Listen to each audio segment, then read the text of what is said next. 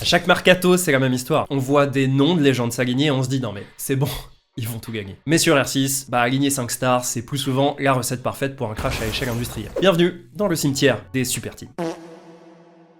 Vous l'avez compris, dans l'e-sport, 1 + 1 + 1 n'est jamais égal à 3, c'est quasi tout le temps égal à 0. Bien souvent, le problème ce n'est pas le talent, c'est l'espace. Dans un round de R6, il n'y a qu'une quantité limitée d'informations et d'espace disponible. Alors, si tu recrutes des tempéraments trop first entry ou des gunners purs, des rôles qui sont souvent mis sur le devant de la scène, ton équipe va avoir un sérieux problème parce que, disons-le franchement, il y a beaucoup de gros égos et ce sont des joueurs qui ont besoin que l'équipe joue pour eux aussi. Alors combien de fois on a vu en jeu trop de solistes et pas assez de drones? Le résultat, c'est une équipe qui est incapable de trouver son rythme parce que tout le monde veut être le héros du round. Ça ne marche pas. Prenons par exemple Team Liquid. Ils ont passé des années à construire une équipe autour du duo star Nesk et Palou. C'était 2 titans à titre individuel au Brésil. Mais à force de chercher la Dream Team parfaite pour les entourer, ils ont créé une dépendance. Si les stars ne font pas 15 kills, l'équipe s'écroule. La super team devient alors sa propre prison psychologique. Et là c'était...